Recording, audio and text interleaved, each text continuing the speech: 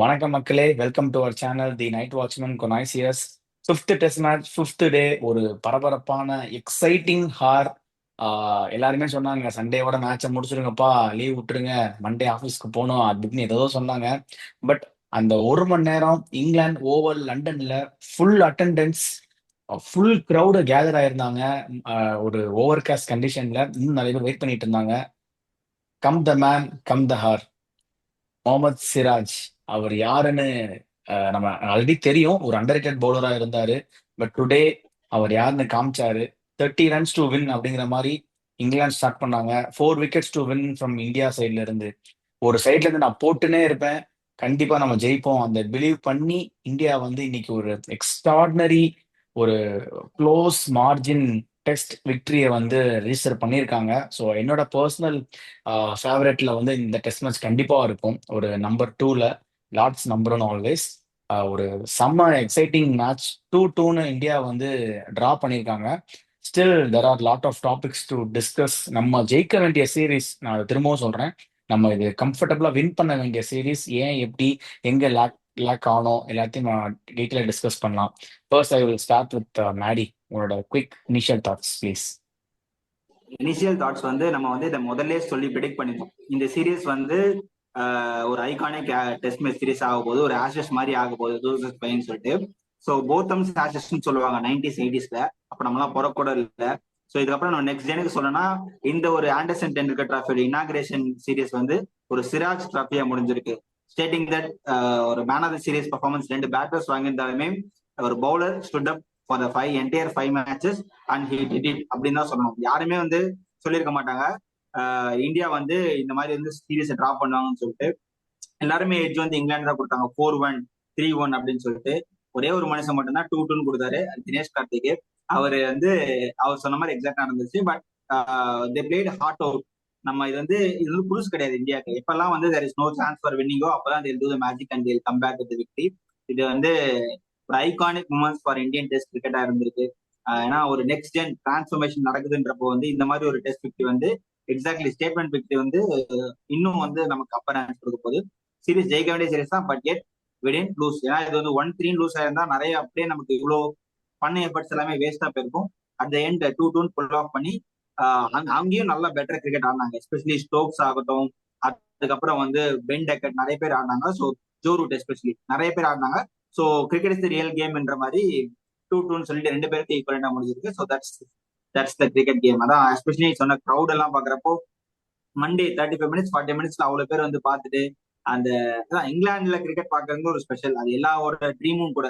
Indian cricket ஃபேனா இருந்தா அதுதான் நடந்திருக்கு. Okay, super. கிறிஷ், உன்னோட இனிஷியல் தாட் சொல்லு. அப்படியே கிறிஸ் வோக்ஸ் அவரோட ஒரு பயங்கரமான ஒரு என்ட்ரி பார்த்தோம், ஒரு brave entry. First kudos to Chris Woakes and Rishabh Pant from both the teams. They are putting whole heart, even the entire body in line. அவரால் ஓடக்கூட முடியல, எல்லாத்தையும் பார்த்தோம் நம்ம. ஸோ உன்னோட இனிஷியல் தாட்ஸ். அதான் ஆக்சுவலாக நான் வந்துட்டு இந்த சீரீஸ் வந்துட்டு ஒரு மாதிரி பேட்டர்ஸ்க்கான சீரீஸாக தான் இருந்துச்சு ஃபுல் அண்ட் ஃபுல். ஏன்னா அந்த மாதிரி பிக்சர்ஸ் தான் அவங்க இது பண்ணியிருந்தாங்க. முன்னாடிலாம் இங்கிலாந்து போனால் நம்ம பார்த்தோன்னா இந்தியா வந்துட்டு எப்படா 200 தாண்டதே பெருசு அப்படின்ற மாதிரி ஸ்டேஜில் இருக்கும். ஆனால் இப்போல்லாம் வந்துட்டு போட்டு எல்லாமே, ஏன்னா அவங்களோட பேட்டிங் ஸ்டைலும் சரி, அவங்களோட கேம் ஸ்டைலும் அந்த மாதிரி மாற்றினதால ஃபுல் அண்ட் ஃபுல் பிச்சுமே அந்த மாதிரி மாற்றி ஃபுல் அண்ட் ஃபுல் பேட்டர்ஸ்க்கான சீரீஸாக இருந்துச்சு. இதுல ரன் அடிக்கிறது அப்படின்றத விட நீ சொன்ன மாதிரி சிராஜ் வந்துட்டு முதல்ல 5 மேட்ச் இன்ஜுரி ஆகாம இத்தனை நாள் ஆடினதே ஒரு பெரிய விஷயம். எல்லா பவுலர்ஸுக்குமே கிறிஸ் வோக்ஸும் அவனும் மட்டும்தான் எல்லா மேட்சும் ஆடின பவுலர்ஸ்ன்னு நான் நினைக்கிறேன், ஃபாஸ்ட் பவுலர்ஸ்ல. அதனால வந்துட்டு அதுவும் கிறிஸ் வோக்ஸ் கடைசியில் இன்ஜுரி ஆயிடுச்சு. இப்படி இந்த மாதிரி ஒரு ஃபிட்னஸ் இவ்வளோ ஒரு ஸ்டாட்ஸ் ஒன்று பார்த்தேன். சிராஜ் வந்துட்டு கிட்டத்தட்ட எத்தனையோ ஓவர்ஸ் போட்டிருக்காராமா. 185. இல்ல இல்ல, இது கிடையாது. மொத்தமா ஒரு ஒரு 2 வருஷத்திலேயே எக்கச்சக்கமா ஏதோ ஓவர்ஸ் போட்டாங்க சிராஜ் தானாமா. சிராஜ் தானாமா அவ்வளோ. சிராஜ் ஒரு நாளைக்கு இவ்வளவு ஆவரேஜ் அப்படின்ற மாதிரி ஏதோ போட்டிருந்தானுங்க. அந்த அளவுக்கு ஒரு ஒர்க் ஹார்ஸா இருக்காரு அவரு. அவருக்கு நிறைய கிரிட்டிசிசம் இருந்திருக்கு, நிறைய ரன் கொடுக்குறாரு, அது ஒரே மாதிரி போடுறாரு அப்படின்ட்டு. ஆனா அது எல்லாத்தையுமே வந்துட்டு அவரோட ஒரு கரெக்டான ஒரு எப்படி சொல்றது, ஒரு டிசிப்ளின்டா டெய்லி ப்ராக்டிஸ் பண்ணி இந்த அளவுக்கு வந்து ப்ரூவ் பண்ணியிருக்காரு. அதுதான் எடுத்துக்கணும். ப்ளஸ் இன்னொன்று, சுப்மன் கில் வந்துட்டு பெரிய ரெக்கார்டு இல்லை இங்கிலாந்துல. 5 தான் ஆவரேஜ் அப்படின்ற மாதிரி இருந்துச்சு. அதை வந்துட்டு ஒரே சீரீஸ்ல லெஜண்ட்ஸ் எல்லாம் தாண்டி எங்கேயோ போயிட்டாரு. ஒரே 70 ஒரே ஆவரேஜ். சீரீஸ்ல ஒரே சீரீஸ்ல இங்கிலாந்தோட லெஜண்ட், இங்கிலாந்துனாலே இந்தியால அவரோட லெஜண்ட் ஆயிட்டாரு எல்லாத்தையுமே மாத்தி. அதெல்லாம் ஃபர்ஸ்ட் சீரீஸ்ல ஒரு டீசென்டான கேப்டன்சி நல்லா கரெக்டா கொண்டு வந்து, நீ சொன்ன மாதிரி ஜெயிக்க வேண்டிய சீரீஸ் தான். ஒரு சின்ன சின்ன டெசிஷன்ஸால ஜெயிக்க வேண்டிய சீரீஸ் வந்துட்டு டிராவ் ஆயிடுச்சு. மிச்சபடி ஓவரால் ஒரு டீம் பெர்ஃபார்மன்ஸ் நல்ல இதுதான். ஓகே. எனக்கு சுப்மன் கில் பத்தி ஒரு பாயிண்ட் இருக்கு மாப்ள. சி இது வந்து நம்ம நம்ம இந்தியாவுக்கு டீம் இந்தியாவுக்கே வந்து ஒரு ஐகானிக் பிளேயர் இருப்பாங்க. அது மூலியமா தான் டிராவல் ஆகி அப்படியே டீம் டிரான்ஸ்ஃபர்மேஷன் ஆகும். ஸ்டார்டிங் வித் சச்சின் 1996 வேர்ல்ட் கப்ல ஒரு சச்சின் ஒரு பெரிய ஒரு ஸ்பேர் ஹெட்டா இருந்தாரு ஃபார் இந்தியன் டீம். ஸோ அதுக்கப்புறமா ஸ்டேட்டிங் தட் ஒரு விராட் கோலி வந்து 2011 வந்து இனிஷியேட் பண்ணாரு. அதுக்கப்புறம் நமக்கு யாருன்றப்போ சுப்மன் கில் வந்து நம்ம நிறைய கிரிட்டிசைஸ் பண்ணோம். இந்த மாதிரி ஆவரேஜஸ் கிடையாது, ஒரு கேப்டன்சி கோட்டாவா ப்ரெஷர் பண்ணாங்கன்னு சொல்லிட்டு அவ்வளோத்தையும் ஸ்ட்ரோக் பண்ணிட்டு அவர் ஸ்டேட்மெண்டா சொன்னாரு, இந்த சீரீஸ் நான் ஒரு பேட்டர் ஆட போறேன்னு சொல்லிட்டு. எப்பவுமே நமக்கு ஒரு இன்னிங்ஸ் விக்டரி இல்ல ஒரு இன்னிங்ஸ்ல வந்து ஒரு ஸ்டாண்டர்டான ஒரு பர்ஃபார்ம் பண்ண மட்டும் தான் ஒரு ஜென்ரேஷன் பிளேயர் ஆக முடியும். நமக்கு இன்டு தி மெமரி 2012 ஹோபார்ட்ல மலிங்காவை வந்து விராட் கோலி அடிச்சு சேஸ் பண்ணாரு. ஸோ அதுக்கப்புறமா தான் அந்த விராட் கோலின்ற ஒரு பெரிய ஸ்டார் வந்து உருவானாரு. இந்த சீரீஸ் அது மாதிரி சுமன் கில் எஸ்பெஷலி இந்த மாதிரி ஒரு ஸ்டேட்மெண்ட் வச்சு நம்ம பிளாட் பிச் என்ன வேணா சொல்லலாம், ரன் இஸ் ரன் கஷ்டப்பட்டு அடிச்சு அந்த நம்ம பிளாட் பிச் சொன்னதுக்கு மேன்செஸ்டர் செகண்ட் இன்னிங்ஸ்ல பயங்கரமா ஒரு இன்னிங்ஸ் ஆடி கொடுத்தாரு. ஸோ அதுவுமே வந்து வித் டியூ கிரெடிட்ஸ் நல்ல சில கேப்டன் சேரர் இருக்கு, பட் இல்ல நல்ல பேட்டிங் டெக்னிக் இம்ப்ரூவ் பண்ணிருக்காரு, நிறைய விஷயத்துல ஒர்க் பண்ணிருக்காரு ஆக்சுவலா. So the man he's the man for next 10 years சொல்லி தைரியமா சொல்லலாம். ஸோ எஸ்பெஷலி டெஸ்ட் கிரிக்கெட்ல எப்படி ஆடுறதுன்றது வந்து அவ்வளவு சாதாரண விஷயம் கிடையாது. இங்கிலாந்து பிச்சஸ்ல ஒரு ரொம்ப டஃப்பான கண்டிஷன்ஸ்ல இந்த மாதிரி ஆடி ஜெயிச்சிருக்காரு. Almost close to Sunil Gavaskar இதுன்றப்போ நெக்ஸ்ட் கண்டிப்பா 2029ல வருவாங்க. ஆப்வியஸ்லி அப்பெல்லாம் இன்னும் லெஜெண்டரி வருவான்னு தோணுது. Shubman Gill has arrived for the iconic Indian batsman சொல்லலாம். Bigger party. ஓகே. கண்டிப்பா. ஓகேடா. ஸோ இங்கிலாந்து வந்து சூப்பரா ஸ்டார்ட் பண்ணாங்க. ஒரு மாதிரி 301 ஃபார் 3 அப்படின்னு ரொம்ப கம்ஃபர்டபுளான பொசிஷன்ல இருந்தாங்க. அதுல இருந்து ஒரு சடன் ஸ்லம் 367 ஆல் அவுட். பாவம் அவர் கட்டு போட்டு உட்கார்ந்து இருக்கிறவரெல்லாம் பேட்டை தூக்கிட்டு உள்ள வர்ற வந்து ஆட வைக்கிற மாதிரி ஒரு சூழ்நிலை அமைஞ்சிருச்சு. ஸோ இதுக்கு வந்து அகைன் மல்டிபிள் ஃபேக்டர்ஸ் இருக்கும். ஆனா இங்கிலாந்து வந்து சூப்பரா பேஸ் பண்ணாங்க. இந்தியாவோட ஆக்சுவலா டிசர்வ் வின்னர்ஸ் வந்து இங்கிலாந்து தான். ஏன்னா அவருக்கு ப்ராம்ப்டா கரெக்டா இந்த கிரவுண்ட்ல வந்து ஃபைனல் இன்னிங்ஸ்ல அடிக்கலாம். ஒரு மாதிரி 4 பேசஸ் வேணும். பென் ஸ்டோக்ஸுக்கு பதிலா ஒரு ஜேமி ஓவர்டன் ஒரு எக்ஸாக்ட் ரீப்ளேஸ்மெண்ட். பட் ஒரு பிரேவ் கால், ஒரு ஸ்பின்னர், ஒரு ஒரு ஸ்பின்னரே இல்லாம ஜேக்கப் பெத்தலை மட்டும் நம்பி இந்த கண்டிஷன்ஸ் அவ்வளவுதான் இருக்கும். ஏன்னா நம்மளுமே ஜடேஜா சுந்தர பெருசா யூஸே பண்ணல, தேவையே படல, யூஸ் பண்ண முடியல அந்த மாதிரி. ஸோ அப்படின்னு வந்தாங்க. But unfortunately Chris Woakes injury ஆனது இந்தியாவுக்கு வந்து ஒரு மிகப்பெரிய அட்வான்டேஜ். ஆனா அந்த அட்வான்டேஜ் வந்து நம்ம சிறப்பா யூஸ் பண்ணிக்கலாம் அந்த அளவுக்கு. ஏன்னா பவுலிங்ல வந்து பாரு, 2 ஃப்ரண்ட் லைன் ஃபாஸ்ட் பவுலர்ஸ் தான். அது போக ஜேமி ஓவர்டன் வந்து நம்ம பென் ஸ்டோக்ஸ் கூட கம்பேரே பண்ண முடியாது. அவர் வந்து ஒரு மாதிரி ஒரு 50% ஃபில் பண்ணுவாரே தவிர ஒரு 2 சேஞ்ச் பவுலர் அந்த மாதிரி தான். பட் அவர் வந்து நல்லாவே போட்டார். அவரோட இதை தாண்டி நல்லாவே போட்டாரு. பட் ஆனா பென் ஸ்டோக்ஸோட சர்வீஸை வந்து பயங்கரமா மிஸ் பண்ணாங்க இங்கிலாந்து. ஏன்னா செகண்ட் இன்னிங்ஸ்ல பாத்தீங்கன்னா எஸ்எஸ்வி ஜெய்ஸ்வால் வந்து போட்டு அடி அடின்னு அடிச்சிட்டு இருந்தாரு. ஒரு பயங்கர அப்பதான் அவர் இந்த டெம்போக்கே வந்திருக்காரு. அதுதான் பண்ணியிருக்கணும். ஏன்னா ஆமா, கேட்ச் நிறைய விட்டாங்க. அண்ட் ஆல்சோ கொஞ்சம் பேட்டிங் கண்டிஷன்ஸுமே கஷ்டமா இருக்கும்போது நம்ம வந்து ஸ்டாப் பண்ணி ஆடி பிரோஜனமே இல்லை. இவங்க இப்ப ப்ரூக் பண்ணாரு, அதுதான் பண்ணியிருக்கணும். ஜெய்சா சூப்பரா பண்ணாரு. அதை கேரி ஃபார்வர்ட் அழகா 100 அடிச்சாரு.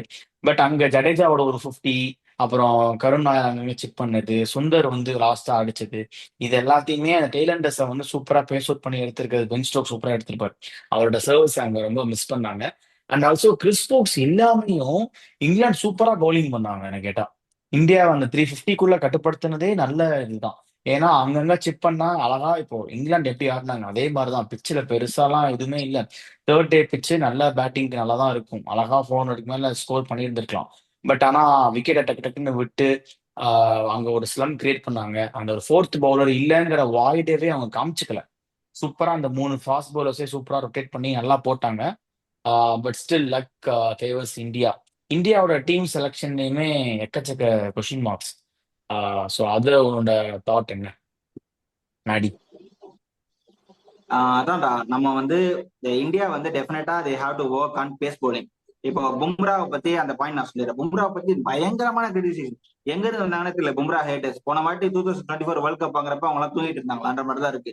ஏன்னா வந்து அவர் அவர் வந்து நீ சேனா கண்டெஸ்ட்ல 2018 டெபியூட் பண்ணாரு கேப்டவுன்ல, ஓகேவா? அதுக்கப்புறத்துல இருந்து under Virat Kohli captaincy, under Rohit Sharma captaincy, under his captaincy ஒரு 3 கேம் ஆனார்ல, எல்லா இடத்துலயும் அவர் தான் மோஸ்ட் விக்கெட் டேக்கர். இந்த சீரீஸ்ல ஹி மென்ஷன் என்னால 3 கேம் தான் ஆட முடியும்னு சொல்லிட்டு. ஏன்னா அவர் பண்ணிருக்கிறது பேக் சர்ஜரி. இதுக்கப்புறம் அவரோட இல்லீகல் ஆக்ஷன்ல அவருக்கு அன்ஆத்தட்டிக் ஆக்ஷன் இருக்குல்ல, அந்த ஆக்ஷன் மூலயமா அன்ஆர்த்தடாக்ஸ். போடுறப்போ அந்த ஆக்ஷன்ல போடுறப்போ உனக்கு வந்து கண்டிப்பா வந்து இன்ஜுரி, பேக் சர்ஜரி வரும். ஸோ இதுக்கப்புறம் அவர் விழுந்துட்டாருன்னா ப்ராபப்ளி நம்ம அந்த இது ஷேன் பாண்ட் தெரியுமா உனக்கு? ஷேன் பாண்ட் இப்படிதான் பயங்கர பிரைமா போட்டுட்டு இருந்தப்போ ஒரு இன்ஜுரி வந்துச்சு. அதுக்கப்புறம் அவர் கெரியரே க்ளோஸ் ஆயிடுச்சு. ஸோ அந்த மாதிரி பும்ராவை லூஸ் பண்ணக்கூடாதுன்னு தான் இவங்க 3 மேட்ச் ப்ரொடக்ட் பண்றாங்க. அதுக்குள்ள வந்துட்டு கம்பேர் பண்றாங்க. பும்ரா வந்து வெறும் 3 மேட்ச் தான் ஆடுறேன்னு சொல்லியிருக்காருன்னு சொல்லிட்டு. இஸ் ஒர்க் லோட் அப்படி அவரோட பாடி மேனேஜ் பண்ண முடியாது. நீங்க ஐபிஎல்ல கம்பேர் பண்ண முடியாது. ஏன்னா 4 ஓவர் தான் அங்க போடுறாங்க. அண்ட் 4 ஓவர்ல உனக்கு இம்பாக்ட் பிளேயர், ஃபீல்ட் சப்ஸ்டியூஷன் எல்லாமே இருக்குன்றப்போ test match workload different. அவரால் பண்ண முடியாதுன்றப்போ நீங்க வந்து அவருக்கு ஸ்பேஸ் கொடுக்கணும். ஏன்னா உங்களுக்கு அவ்வளவு பண்ணி கொடுத்துருக்காரு. இதுக்கப்புறம் உங்களுக்கு T20 வேர்ல்ட் கப்ல தான் பும்ரா தேவைப்படும். அது வரைக்கும் வி கேன் பிரிசர்வ் பும்ரா. கொஞ்சம் அசெட் மாதிரி சேவ் பண்ணி தான் பும்ரா ஆடணும். பும்ராவை குறை சொல்லி யூஸே கிடையாது. அண்ட் இந்தியாவும் ஒர்க் பண்ணி ஆகணும் பேஸ்ல. இப்போ கோச்சிங் வந்து சாக் பண்ணதா போறதா பேசிட்டு இருக்காங்க. ஒரு இந்தியன் பேஸ் கான்ட்ராக்ட் அப்படின்றது வச்சே ஆகணும். ஏன்னா நமக்கு சிராஜ் விட்டா பின்னாடி பவுலர்ஸே கிடையாது. பிரசித் கிருஷ்ணா வந்து பை லக் போட்டுட்டு இருக்காரு. பட் எட் ஹீஸ் வெரி எக்கனாமிக்கலா போடுறது கிடையாது. ரொம்ப வந்து லூஸ் ரன்ஸ் கொடுக்குறாரு. 2-3 பால் நல்லா போகுது. உனக்கு பேஸ் பேட்டரி ரெடி பண்ணணும். ஏன்னா இதுக்கு ராகுல் டிராவிட் இருந்தப்போ உனக்கு கான்ட்ராக்டட் பேஸ் பவுலர்ஸ் இருந்தாங்க. யாஷ் தயால் மாதிரி ஒரு ஆளு, கலீல் அகமத் மாதிரி ஒரு ஆளு. இப்ப அந்த கான்ட்ராக்ட் எடுத்துட்டாங்க. இப்ப அதை கொண்டு வரணும். அதை கொண்டு வந்து ஃபியூச்சர் ஆஃப் இந்தியன் பேஸ் அப்படின்னு சொல்லி கொண்டு வந்து ஒரு 6 பேர் 7 பேரை நீங்க வந்து ஃபைன் டியூன் பண்ணணும். ஒரு துஷார் தேஷ்பாண்டே, ராஜு அங்கர்பாவா, விஜய்குமார் வைஷாக், அதுக்கப்புறம் வந்து you have already have Arshdeep Singh, அவரையும் வந்து ஃபைன் டியூன் பண்ணலாம். ஒரு 2 லெஃப்ட் ஹேம் பேசர், இந்த மாதிரி 4 மீடியம் பேசர் நீங்க வந்து வெரைட்டி. பேக்கப்பா வச்சு ஒரு வெரைட்டி வச்சுட்டு நீங்க கொண்டு போனோம். இதுக்கப்புறம் உங்களுக்கு வந்து வெளியேன்னு பண்ணா சவுத் ஆப்பிரிக்கா சீரிஸ் இருக்கும். அதுக்கப்புறம் இங்கிலாந்து சீரிஸ் இருக்கும். அதுக்கு முன்னாடியே இங்க வந்து ரெடி பண்ணி வைக்கணும். ப்ராப்ளம் உம்ரான் மாலிக் கூட ட்ரை பண்ணலாம். 140+ போடுறாங்க. குல்தீப் சென், இந்த மாதிரி நீங்க ஒரு பிளேயர்ஸை வந்து கான்ட்ராக்டட எடுத்து வச்சுக்கிட்டு 2 வருஷம் 3 வருஷம் எப்பவுமே அங்க கான்ட்ராக்ட்ல வச்சுக்கணும். மெயின்டைனிங் தர் ஒர்க் அவுட் பேலன்ஸ் சொல்லிட்டு. அப்பதான் இந்தியன் பேஸ் டெவலப் ஆகும். ஏன்னா நமக்கு ஸ்பின்னர் எப்பவுமே இருப்பாங்க இந்தியால. ரஞ்சி டிராஃபில நீ எடுத்து பார்த்தா டாப் விக்கெட்டுக்கு ஸ்பின்னர்ஸ் தான் இருப்பாங்க. பேஸ் பவுலர்ஸ் இருக்க மாட்டாங்க. ஏன்னா நம்ம ஊர் கண்டிஷன் அப்படி. ஸோ பேசஸ் நீங்க கான்ட்ராக்ட் எடுத்து டூருக்கு கூட்டு போய் ரெடி பண்ணணும். அப்பதான் வந்து இந்தியன் பேஸ் வந்து எப்பவுமே வந்து நெக்ஸ்ட் லெவலுக்கு போகும். இல்லைன்னா எப்பவுமே பும்ரா, இப்ப சிராஜ் வந்திருக்காரு, அதுக்கப்புறம் யாராவது ஒருத்தர் ஏதாவது ஒன் மேட்ச் பண்றா இருக்காம இன்னும் கொஞ்சம் டெவலப் ஆகணும். ஏன்னா நீங்க தான் richest board of cricket 18,000 crores வச்சிருக்கான்றப்போ இன்னும் கொஞ்சம் அதிகமா ஒர்க் பண்ண. ஏன்னா ஒரு ஐபிஎல் மாதிரி இருக்க டீமே வந்து டேலண்ட் ஸ்கோர் வச்சு பண்றப்போ நீங்க ஃபாஸ்ட் பவுலிங் ஸ்கோர்ஸ் ரெடி பண்ணி ஒரு 10 ஃபாஸ்ட் பவுலர்ஸ் இல்ல 8 ஃபாஸ்ட் பவுலர்ஸ் ரெடிமேடா வச்சுக்கணும். அது பண்ணா பெட்டரா இருக்கும்னு தோணுது. ஏன்னா அப்பதான் வந்து நீ சொல்ற மேட்ச் சீரிஸ்லாம் ஈஸியா வின் பண்ண முடியும் ஃபாஸ்ட் பவுலிங். கரெக்ட் தான். ஏன்னா நம்ம ட்ரை பண்றோம், அது இன்னுமே யாருமே நம்மளால ஃபைன் பண்ண முடியல. ஹர்ஷித் ராணா ட்ரை பண்ணோம், அன்ஷுல் கம்போஜ் ட்ரை பண்றோம், ஹர்ஷ்தீப் சிங் ட்ரையே பண்ணல. பிரசித் கிருஷ்ணா இப்ப ட்ரை பண்ணிருக்கோம், நல்லா போட்டிருக்காரு, பரவாயில்லாம மீடியம் ஆவரேஜா போட்டிருக்காருன்னு வச்சுக்கோ. இஸ் எல்லாமே not a IPL சர்டனிட்டிடா.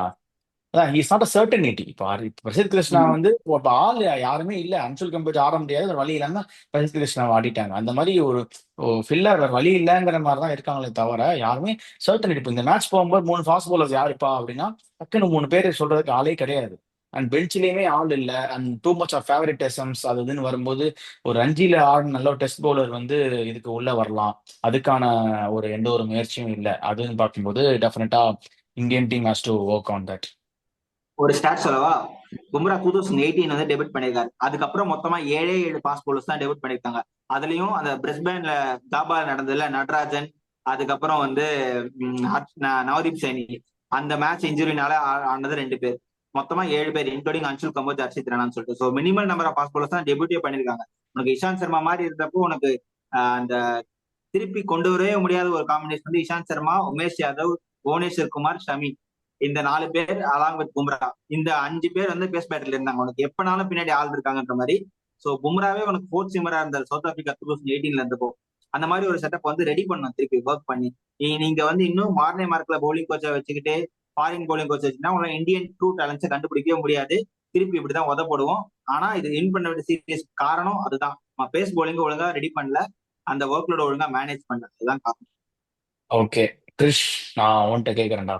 Man of the series Brook from England and Shubman Gill from India கொடுத்துருக்காங்க. ஸோ இது எப்படி ஃபேரா தெரியுதா, இல்லை உன்னோட தாட் என்னதுல?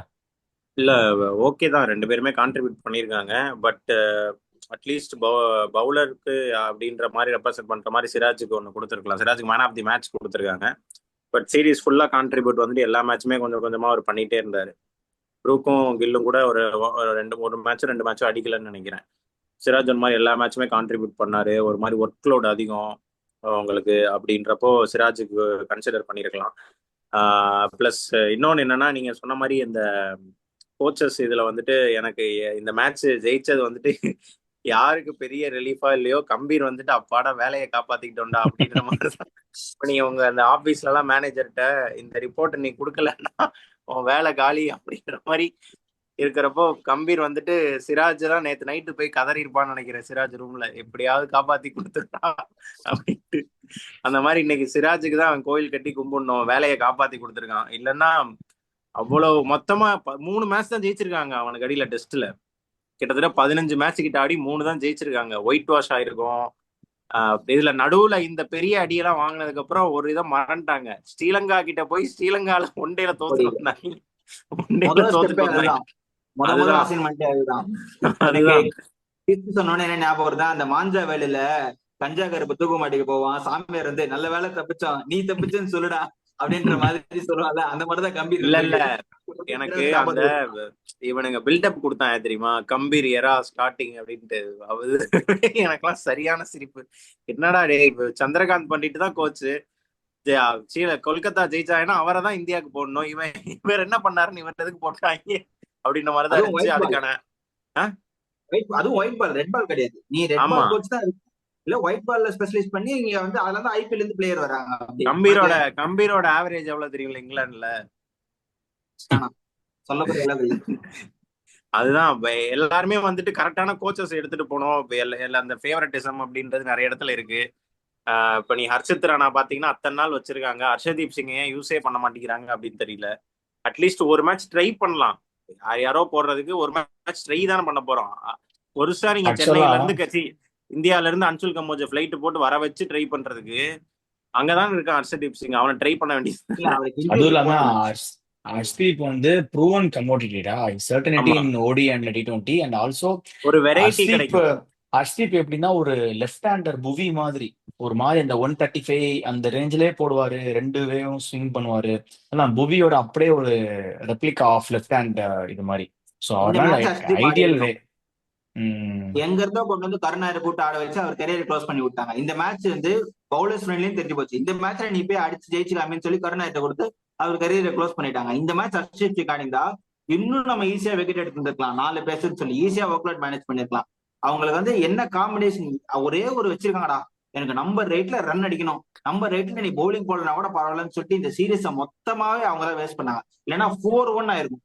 நம்ம ப்ராப்பரா ஒரு பவுலிங் அட்டாக் வச்சு ஆடினா 4-1. உனக்கு ஜடேஜா ரன் அடிக்கிறாரு, வாஷிங்டன் சுந்தர் ரன் அடிக்கிறாரு, இவ்வளவு ரன் அடிச்சுமே எனக்கு நம்பர் 8ல 40 ரன் வேணும்னா அப்புறம் என்ன பண்ண முடியும்? அந்த நம்பர் 8ல அவர் வந்து மைண்ட்ல வச்சுட்டாங்க, நம்பர் 8ல எனக்கு ரன் அடிக்கிற பவுலர் தான் வேணும்ன்றதுனாலே நம்ம இந்த சீரீஸை வின் பண்ணாத காரணம் இந்த காம்பினேஷன் செலக்ட் பண்ணதான் காரணம். ஏன்னா சுமன் கில் வந்து ஏர்லி ஸ்டேஜ், நீங்க தான் வந்து சொல்லணும் நம்பர் 8ல ரன் அடிக்கணும். இல்லைன்னா ஷாருக் தகர் ஒழுங்கா யூஸ் பண்ணல, இப்ப அன்சுல் கம்போஜ் ஒழுங்கா யூஸ் பண்ணல, யாரையுமே ஒழுங்கா யூஸ் பண்ணாம கொஞ்சம் நம்ம வந்து எக்ஸ்ட்ராடனரியா ஜெயிச்சிருக்க வேண்டிய சீரீஸை சுமாரா ஆடி டிரா பண்ணிருக்கோம். அதுதான் உண்மை. கிரிட்டிக்கலா இல்லாம அதுதான் நம்ம கிரிட்டிக்கலா சொல்லணும்னா நம்ம பெருமையா சொல்லிக்கலாம். பட் ஆனா இது வந்து ரொம்பவும் மோசமா போக வேண்டிய சீரியஸ். சிராஜ்னால தப்பிச்சோம், நான் சொன்னது கரெக்ட் தான். ஃபர்ஸ்ட் மேட்ச் நல்லா பாத்தீங்கன்னா, ஃபர்ஸ்ட் மேட்ச் வந்து ரொம்ப க்ளோஸ் அவுட் பண்ணி நம்ம வந்து தோத்துட்டோம். Second match comfortable easy win. Third match ஜெயிக்க வேண்டிய மேட்ச் கையில இருந்து நம்ம ஒரு மாதிரி பேட் லக்ல ஹார்ட் லக்ல போயிடுச்சு. ஃபோர்த் மேட்ச் செமையா நம்ம பேட் பண்ணி டிரா பண்ணியிருக்கோம். ஃபிஃப்த் மேட்ச் வின் பண்ணியிருக்கோம். ஸோ இதுல இருந்து நீ செஷன்ஸ் வந்து ஒரு மேட்ச்ல எடுத்து பார்த்தீங்கன்னா, இந்தியா நியர்லி ஒரு 75% ஆஃப் செஷன்ஸ் வந்து ஜெயிச்சிருப்பாங்க இந்தியா.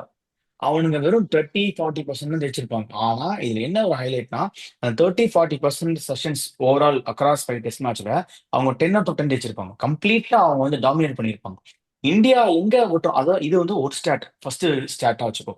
செகண்ட் இன்னொன்னு சொல்றேன், டாப் மோஸ்ட் ரன் இப்போ ஒரு சீரிஸ் வந்து நடந்து முடிஞ்சிருக்கு. இப்போ இந்தியாவே இந்த மாதிரி தோத்துருச்சுன்னு வச்சுக்கோங்க, இன்னைக்கு மேட்ச் இந்தியா தோத்துட்டாங்க ரொம்ப க்ளோஸ்ல 3-1ன்னு ஸ்கோர் லைன் அப்படியே மாறிடும்.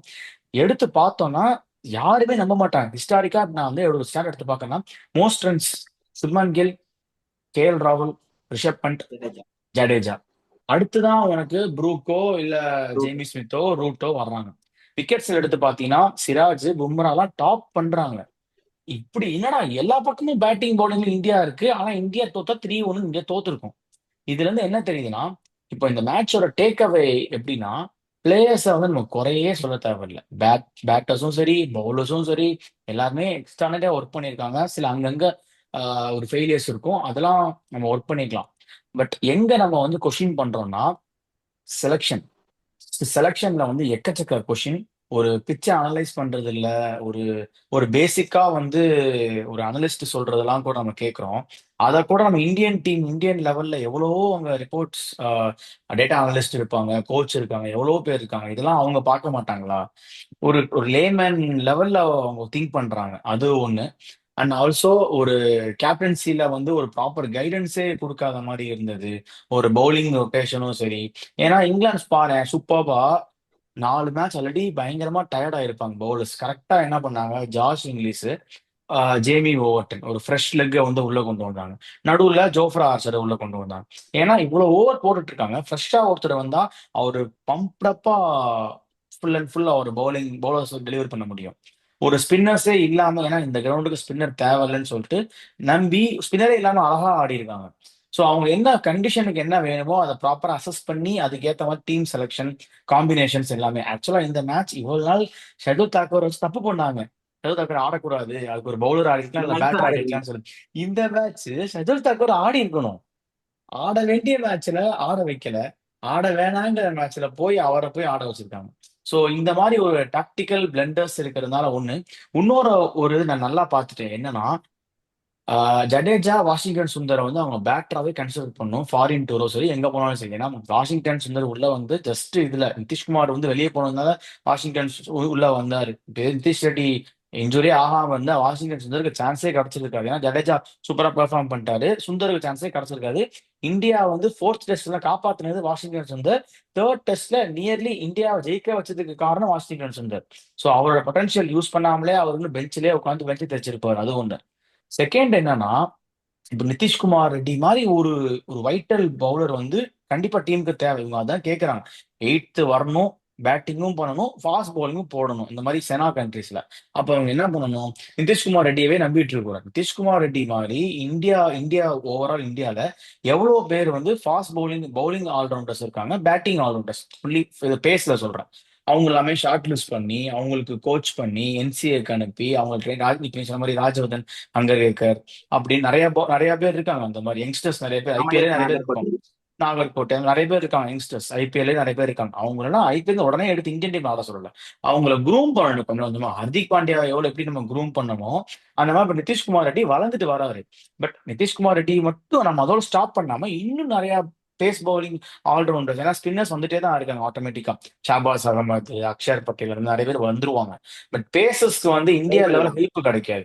அதனால அவங்களை அந்த மாதிரி க்ரூம் பண்ணணும். அப்பனாதான் நம்ம அந்த இடத்துல அந்த ஸ்லாட்ல நம்ம வந்து மாட்டிக்காம திரும்ப வேற வழி இல்லாம சட்டு தக்கர் கிட்ட போறது. சட்டு தக்கர் கிட்ட போனோம்னா ரெண்டுமே ஒண்ணு இல்லாம பாதி பாதியா போயிடுது. இல்லாம பேட்டிங் மட்டும் போயிட்டோம்னா பேட்டிங் டூ ஃப்ரெண்ட்லி ஆயிடுது, பவுலிங் ரொம்ப மாட்டிக்கிறாங்க. சோ இந்த மாதிரி இதெல்லாமே அவங்க வந்து அண்டர்ஸ்டாண்ட் பண்ணி ஒரு லாங் டேர்மா யோசிக்கணுமே தவிர சும்மா இருக்கிறதுலே அப்படியே ஃபில்லிங்காவே போயிட்டு இருக்கோம். ஸோ அதனாலதான் அந்த decision making, team selection, team 11, அந்த கேப்டன்சி பிளண்டர்ஸ் அங்கங்க, ஃபீல்டிங்க ரொம்ப டிஃபென்சிவா செட் பண்றது, ஒரு அட்டாக்கிங்கா பவுலிங் போடுறது. பிரசித் கிருஷ்ணா லைன் அண்ட் லென்த்தா போடுறாரு, ஃபுல்லா ஷார்ட் பிச் பால். அது எதுக்கு ஷார்ட் பிச் போடனே தெரியல. அழகா ஆஃப் சைட ஃபுல்லா ஃபீல்டுல ஒரு பின்னாடி வச்சுட்டு. 4-5 பால் நல்லா போடுறாரு. ஆமா. அதுக்கு நீ ஃபீல்டிங்கே ஒரு ஒரு ஒரு ஒரு 3-4 இதுவே பால் இல்லடா. கரெக்டா இப்போ போடுறாரு. ஸ்டோக்ஸ் வந்து உன்னை எடுக்கிறாங்க. ஸ்டோக்ஸ் எடுக்கிறத பாத்தீங்கன்னா தெரியும். ஃபுல் அண்ட் லெஃப்ட் ஹேண்டர்ஸ்னா லெக்ல ஃபுல்லா ஆள் வச்சிருப்பாரு. Square leg, deep third man, ஃபுல்லா ஆள் வச்சுட்டு ஷார்ட் பால் போடுவார் உடம்புக்கு. இவங்களுக்கு நம்ம எப்படி போடுறோம்? ஒரு லைன் அண்ட் லென்த்தே இல்லாம அங்கங்க ஃபீல்ட ஸ்ப்ரெட் பண்ணி வச்சுட்டு சும்மா ஸ்ப்ரே பண்ணிட்டு இருக்கோம். அதுக்கு என்ன பண்ணும்? ஒரு பிளானிங்கே இல்லாம ஒரு ஆஃப்ல போட போறேன்னா ஆஃப் லென்த் சேனல்ல போட்டுக்கிட்டே இருக்கணும். எத்தனை பால் டிரைவ் ஆடிடுவான், எத்தனை பால் கவர்ஸ்ல ஃபோர் அடிச்சிருவான், இல்ல இறங்கி எத்தனை பால் சிக்ஸ் அடிச்சிருவான். ஆஃப்ல ஃபுல்லா ஃபீல்ட பேக் பண்ணி வச்சுட்டு ஆஃப்ல போட்டுக்கிட்டே இருக்கணும். எக்ஸ்பீரியன்ஸ். முடிஞ்சா அடி அப்படின்னு அதெல்லாம் கொஞ்சம் வந்து நீ கேப்டன் தடுமாறலாம். ஓகே, நான் கேப்டன் குறைய சொல்ல மாட்டேன். பட் ஒரு கோச்சை உள்ள இருந்து நீ சொல்லும் போது ஒரு ஃபீல்டுக்கு நீ multiple scenarios, templates, blue print வச்சிருக்கணும். இந்த மாதிரி சுச்சுவேஷன்ல நான் இந்த இந்த ப்ளூ பிரிண்டோட போக போறேன். பயங்கர ப்ரிப்பேர் பண்ணி வந்திருக்கணுங்கிறேன் உள்ள வரும்போது. ஏன்னா பேஸ்பால் தான் ஆட போறான்னு தெரிஞ்சிருச்சு. நேற்று ப்ரூக் ஆடருக்கு முன்னாடி ப்ரூக் விக்கெட் எடுத்துட்டாங்கன்னா இந்தியா இந்த மாதிரி துண்டா அடிச்சிருப்பாங்க. நேத்தே மேட்சே முடிஞ்சிருக்கும். ரைட்டா போயிருக்க அவசியமே இல்லை. ஆனா ப்ரூக்கோட விக்கெட் எடுக்கவே முடியல. அவன் அவன் அடின்னு அடிக்கிறாங்க போட்டு. இவங்க போட்டுக்கிட்டே இருக்கான் சும்மா தூக்கி தூக்கி தூக்கி உள்ள. என்ன பண்றதே தெரியாம. இது வந்து ஒரு ஹெல்ப்லெஸ்ஸா, ஒரு என்ன சொல்றது, ஒரே செஷன்ல 150 ரன் அடிச்சுட்டு போயிட்டாங்க. அப்படியே டில்ட் ஆயிருச்சு இங்கிலாந்து பக்கம். சோ அத வந்து கொஞ்சம் அவேரா கேம் என்ன நடக்குது, நம்ம என்ன பண்ண போறோம், ஒரு ஒரு எக்ஸிக்யூட் பண்ண போறோம், ஒரு ஃபீல்டிங், ஒரு மாதிரி அன்ஆர்த்தடாக்ஸ் பொசிஷன்ல ஃபீல்டர்ஸை நிப்பாட்டுறது, அவனை ஒரு மாதிரி இன்டிமேட் பண்றது, இறங்கி வந்தா அவனுக்கு ஒரு என்ன லைன் அண்ட் லென்த்தை மாத்தணும். ஸோ அந்த ஒரு ஐடியாவே இல்லாம ஏதோ பண்றோம், வந்து ஓடி வந்து போட்டுக்கிட்டே இருக்கோம். அடிச்சுன்னா அடிச்சுக்கிட்டே இரு அப்படிங்கிறது. ஏன்னா டெஸ்ட் மேட்ச்ல வந்து நீ சொல்ற மாதிரி பேட்ஸ்பால் ஆட ரொம்ப கஷ்டம். தூக்கி தூக்கி சிக்ஸ் அடிக்கிறதுலாம் அவ்வளவு ஈஸியான விஷயமே கிடையாது. ஒரு T20 மாதிரி ஆட முடியாது டெஸ்ட் மேட்ச். பட் நம்ம அந்த அளவுக்கு வீக் ஆகி அவனுக்கு திரும்ப நம்ம ஃபீல்ட ஸ்ப்ரெட் பண்றோமா, அவன் கேப்ல ஃபோர் அங்கங்க அடிச்சுக்கிட்டே இருக்காங்க ரன்ஸ். ஸோ அதனால ரொம்ப இதெல்லாமே கொஞ்சம் கரெக்ட் பண்ணணுங்கிறது என்னோட சைட்ல இருந்து சொல்றேன். ரொம்ப அண்ட் கிரிட்டிக்கலா இருக்க வேணாம். அதான் ரொம்ப கிரிட்டிக்கலா இருக்க வேணாம். பட் இந்த இந்த விஷயம்லாம் அவங்க இன்னும் கரெக்ட் பண்ணிட்டா இன்னும் ஸ்டேட்டஸ் வந்து இருக்கும். ஆனா நம்ம நம்ம ப்ரெடிக்ட் பண்ணதே வந்து இந்தியா வந்து ஒரு மேட்ச் வின் பண்ணா போதும் இருக்கும். பட் அவங்க கிரியேட் பண்ண எக்ஸ்பெக்டேஷன்ஸ் தான் வந்து நமக்கு இவ்வளவு இது பண்ணது. பட் குட் சீரிஸ் ஃபார் இந்தியான்னு தான் நான் சொல்லுவேன். ரொம்ப கிரிட்டிக்கலா நம்ம பேச வேணாம். ஏன்னா அவங்களுக்கு வந்து ரொம்ப அடிக்க ஆரம்பிச்சாங்கன்னா ஆப்ஷன்ஸ் ரொம்ப கம்மி ஆயிடுது சுப்மன் கில்லுக்கு. அதுதான் பிரச்சனை. உனக்கு 4 பேர் இருந்தா மட்டும்தான் அந்த ஆப்ஷன்ஸ் வெரைட்டி காமிக்க முடியும். 3 பேருமே உனக்கு ஒரே மாதிரி போலர் எக்ஸப்ட் பும்ரா எக்ஸ்பெக்டர். அவங்க பும்ரா வந்து தெளிவா நெகோசியேட் பண்ணிட்டாங்கன்றப்போ கேப்டனுக்கு ஆப்ஷன்ஸ் இல்ல. சோ அதனாலதான் இந்த மாதிரி மாட்டிட்டாங்களே தவிர அந்த வெரைட்டியை நீ பவுலிங் அட்டாக்ல கொண்டு வந்துட்டா ப்ராப்ளி இது இருக்கும். நிறைய நீ சொன்ன மிஸ்டேக்ல இன்னொரு மிஸ்டேக், குல்தீப் யாதவ் யூஸ் பண்ணல. வாஷிங்டன் சுந்தர் ஜடேஜா வந்து நிறைய இடத்துல ரொம்ப லேட்டா யூஸ் பண்ண ஆரம்பிச்சாங்க. சோ அது எல்லாமே நிறைய ரன்ஸ் கொடுக்க ஆரம்பிச்சு. ஏன்னா அவங்க பேட்ஸ்பால்ல ஸ்பின் அடிக்க முடியாது. அவங்களுக்கு வந்து மென்டலி அந்த மைண்ட் செட் இருக்கு போல இருக்கு. ஸோ அதெல்லாமே கொஞ்சம் லேட்டா ரெக்கார்ட் ஆகும். பட் சீரியஸ் தோக்கல, அது வரைக்கும் நல்லது. இதனால WTC சைக்கிள் நமக்கு இன்னும் கொஞ்சம் பெட்டரா இருக்கும் போது. ஏன்னா நான் இன்னொரு பாயிண்ட் மென்ஷன் பண்ணிட்டேன். ஏன்னா நம்ம ஃபியூச்சர் டூர் ப்ரோக்ராம்ல இதுக்கப்புறம் நமக்கு ஒரே ஒரு அவே சீரிஸ் தான். ப்ராபப்ளி வந்து நியூசிலாந்து கூட மட்டும் தான் ஒரு அவே. அது நெக்ஸ்ட் இயர் நடக்க போகுது, ஆகஸ்ட்லயோ செப்டம்பர்லயோ. மிச்சாவே வந்து ஸ்ரீலங்கா. அது ஆல்மோஸ்ட் நமக்கு ஹோம் கண்டிஷன் சிமிலரா தான் இருக்கும். இன்னொரு ஹோம் வந்து நமக்கு வந்து ஆஸ்திரேலியா கூட 2027 ஆட போறோம். அதுக்கப்புறம் இப்போ அக்டோபர்ல 2 back to back series, West Indies South Africa. So West Indies South Africa probably India பிச்சர்ஸ்ல சொல்லவே வேணாம், ஸ்பின்னர்ஸ் போட்டு நொறுக்கிடுவாங்க. ஸோ நமக்கு அப்பர் ஹேண்ட் இருக்கு WTC ஜெயிக்கிறதுக்கு. இந்த டீம் இந்த கரெக்ஷன்ஸ் எல்லாம் பண்ணிக்கிட்டு முதல்ல கோச்சிங் ஸ்டாஃபோட போலிங் அட்டாக் எல்லாம் மாத்திட்டு, கோச்சிங் ஸ்டாஃப்ல இருக்க போல்டர்ஸ் வந்து மாத்திட்டு ஒரு இந்தியன் கோச்சஸ் கொண்டு வந்துட்டா இன்னும் பெட்டரா இருக்கும். ஸோ தட் அவங்க ரூட்ஸ்ல இருந்து ஆள் பிடிக்க முடியும். எஸ்பெஷலி ஹார்திக் பாண்டியா மாதிரி ஒரு ஆளு, அதுக்கப்புறம் ஷமி மாதிரி ஒரு ஆளு, அந்த மாதிரி சிராஜ பரத்தரும் தான் கண்டுபிடிச்சாரு. சோ அந்த மாதிரி ரூட்ஸ் வந்து கண்டுபிடிக்கணும்னா உனக்கு இந்தியன் கோச்சஸ் தேவை. நீ ஹெட் கோச் மட்டும் இந்தியனா வச்சா வேலைக்கு ஆகுது. உனக்கு பவுலிங் கோச் இந்தியனா இருந்தா மட்டும்தான் உனக்கு இந்த இந்த கிரிக்கெட் அசோசியேஷன்ல இருந்து இந்த பவுலர் இருக்காருப்பா போய் பாருங்க அப்படின்னு சொல்லி பார்க்க முடியும். நீ மார்னே மார்க்ல கொண்டு வந்தா இந்தாங்க அப்படின்னு சொல்லிட்டு நீ ஃபாரின் கோச்சஸ் IPL ப்ரிப்பேர் பண்ணலாம். இந்தியன் மேட்சஸ்ல முடியவே முடியாது. நீங்க பவுலிங் கோச் ஒரு இந்தியனா இருக்கதான் என்னோட தாட்டு. அதுக்கு மாட்டு கருத்து தான் நீ சொல்லு. இல்ல இல்ல, அது கரெக்ட் தான். கிரிஷ், உன்னோட தாட் என்ன? இல்ல அதுதான் கோச்சஸ் வந்துட்டு இங்க அட்லீஸ்ட் அவங்க ஃபாரின் கோச்சா இருந்தா கூட இங்க ஒரு இப்ப எப்படி IPL டீம்ஸ்லாம் ஸ்கவுட் வச்சு இது பண்றாங்களோ அந்த மாதிரி ஒரு ப்ரோக்ராமாவது நடத்தி அங்க இருந்தாவது கொண்டு வந்து இவங்க கிட்ட கொடுத்து, இந்த கோச்சஸ் கிட்ட கொடுத்து அதை பெரிய ஆள் ஆகுற மாதிரி பண்ணணும். அதுவும் பண்ணாம இருந்தாதான் நம்மளுக்கு அப்படியே அதே டீம் வச்சு நீ சொன்ன மாதிரி 7 பேர் தான் டெபியூ பண்ணியிருக்காங்கன்னா அது ஒரு மாதிரி ஒஸ்டான இதா இருக்கு. 7 அதனாலதான் பேர் தான். அந்த இதை உள்ள கொண்டு வரணும். அந்த மாதிரி இதை நீ IPL டீம்ஸ் கிட்ட பேர் கேட்டாலே அவ்வளோ பேர் சொல்லுவாங்க. அவங்க அவ்வளோ இது பேர் எடுத்து வச்சிருப்பாங்க, ஒருத்தரும் ஃபாஸ்ட் பவுலர்ஸ் இத்தனை பேருன்னு சொல்லிட்டு. அதுதான் அந்த மாதிரி இதுதான். ப்ளஸ் மிச்சப்படி ஓகே தான். ஒரு நல்ல சீரீஸ், என்டர்டைனிங்கான சீரீஸ் ஒன்று எண்டுக்கு வந்திருக்கு. அடுத்ததுல என்னன்னு பார்ப்போம், எப்படி ரெக்டிஃபை பண்ணி சூப்பர் வராங்க. சூப்பர்ரா. அடுத்த WTC சைக்கிள் இருக்கு, நிறைய மேட்சஸ் வரப்போகுது. ஓகே, அதுக்கு முன்னாடி நம்ம team of the tournament of the team அப்படிங்கிற மாதிரி ஒன்று போயிடலாம். இந்தியா சைட்ல இருந்து ஒரு best, sorry, both combine India and England மாதிரி ஒன்று கம்பைன்ல போயிடலாம்.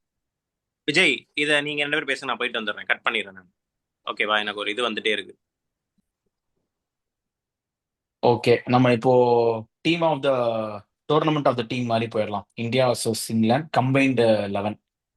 மேடி ஒன்னொன்னா போயிடலாமா? ஃபர்ஸ்ட் ஓப்பனர் நீ ஸ்டார்ட் பண்ணு, நம்ம அப்படியே மாத்தி மாத்தி 1, 1, 2, 3, 4 அப்படி ஓகே, போயிடலாம். நான் ஒவ்வொன்றா சொல்லிடலாம். நான் ஸ்டார்ட் வித் கேஎல் ராகுல்.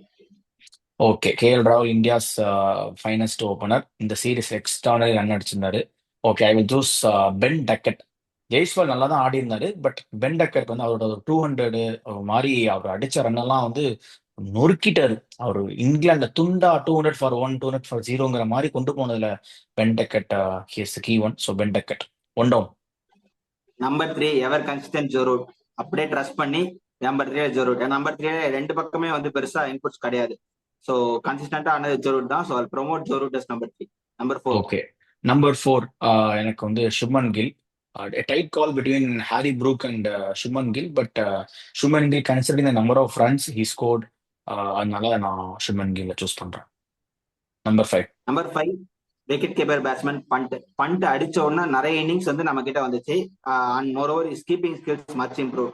ஸோ அதனால go for Rishabh Pant number 5. Jamie Smith மேல ஒரு சின்ன இது இருந்தது, பட் எட் ரிஷப் பண்ட் கொடுக்குற அந்த எக்ஸ்பேக்டர் வந்து ஜேமி ஸ்மித் வந்து நிறைய இடத்துல கொஞ்சம் மிஸ் பண்ணிட்டார். ப்ராபலி அவர் அட்டாக்கா இருந்தாலும் எட் ரிஷப் பண்டா ஜேமி ஸ்மித் பக்கம் ரிஷப் பண்டோட இம்பாக்ட் ஜாஸ்தி இருக்கும்.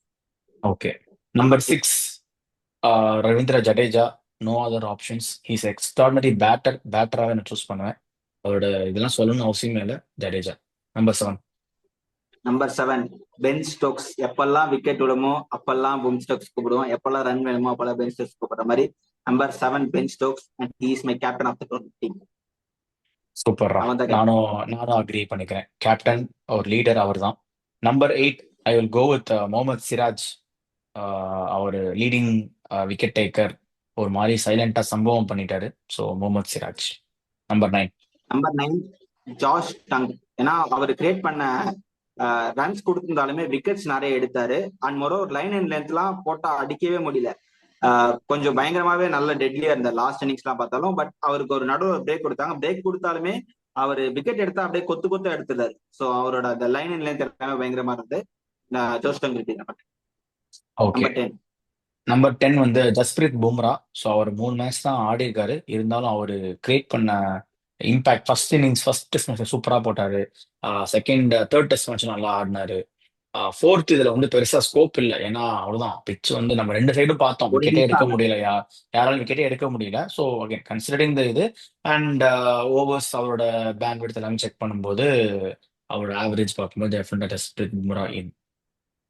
நம்பர் 11 நம்பர் 11 எனக்கு ஆப்ஷன்ஸ் இருந்தது, பிரைடன் கார்ஸா ஆர்ச்சரா ஹோப்ஸான்னு சொல்லிட்டு.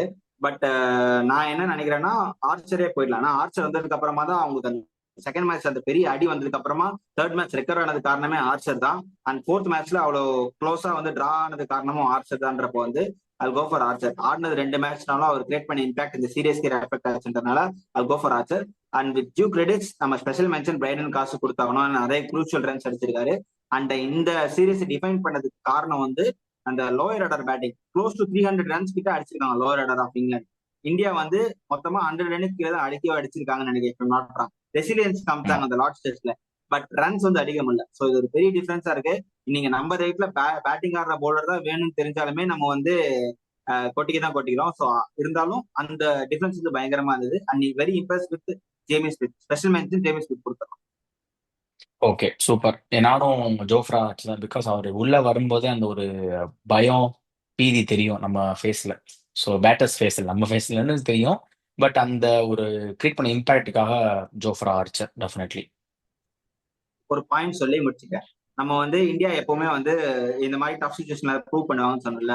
ஸோ எப்பெல்லாம் வந்து இந்த மாதிரி நடந்திருக்குன்னா இந்தியா வந்து 2002 நாட்வெஸ்ட் சீரிஸ் நடந்திருக்கு.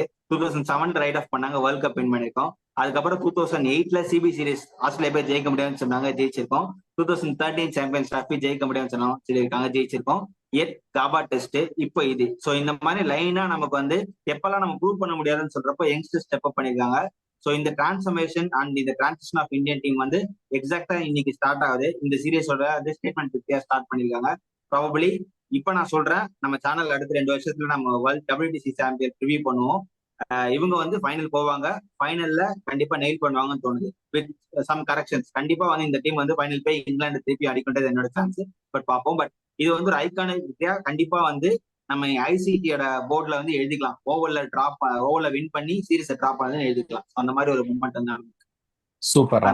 ஹீரோ எனக்கும் ஆமா, எனக்கு ஒரு ஒரு ஃபேவரட்டான கிரிக்கெட் டெஸ்ட் மேட்ச், ஒரு மாரி பயங்கர டெஸ்ட் மேட்ச் நெயில் பிட்டிங் இது மாரி இருக்கும். ஒரு செஸ் மாரி மூவ் பண்ற மாரி இருந்தது. ஒரு ஓல்டு பால் 80 ஓவர்ஸ் முடிச்சோனே நியூ பால் கேட்பாங்க. பட் ஆனா ஓல்டு பால்ல நமக்கு லக்கிலி ஒரு ஓவர் காஸ்ட் கண்டிஷன் நல்லா பார்த்தீங்கன்னா, அந்த அவங்களோட ஹெல்மெட்ஸ்ல ஃபுல்லா ரெயின் டிராப்ஸா இருந்தது. ஒரு மாரி லைட்டா மழையும் இருந்தது. அந்த டைம்ல பாலும் கன்னா பின்னான்னு மூவும் ஆச்சு. 80 ஒரு பால்லாம் எந்த காலத்துல மூவ் ஆயிருக்கு? நேத்தே பாலே மூவ் ஆகாம அடின்னு அடிச்சிட்டு இருந்தாங்க. பால் மூவ் ஆச்சு. இந்தியாவுக்கு எல்லாமே கொஞ்சம் ஃபேவர் ஆச்சு. அதான் டைம் சேஞ்சஸ். எதுவுமே நிரந்தரம் கிடையாது. When it's your time you are going to rule it. அதுதான் இன்னைக்கு காமிச்சாங்க. Kudos to team India and still some items to work on. Definitely kudos to England to அவங்க காமிச்ச நல்ல ஒரு ஃபைட்டிங் ஸ்பிரிட் லாஸ்ட் 25 days ஒரு extraordinary showed on for the true cricket fans in the name of test cricket. So அதுக்கு வந்து definitely grateful. And நல்ல ஒரு எக்ஸைட்டிங்கான ஒரு சீசன், ஒரு சம்மர் இங்கிலாந்துல நமக்கு முடிஞ்சது. அடுத்து இன்னும் நிறைய மேட்சஸ் வரப்போகுது. ஸோ எல்லாத்துக்குமே preview reviews team of the tournament எல்லா சைடும் நம்ம கிட்ட இருந்து வீடியோஸ் வரும். ஸோ தேங்க்யூ ஸோ மச் மக்களே for your love and all support. We're all signing off from the English summer 2025 with a draw 2 of 2. Thank you and bye bye.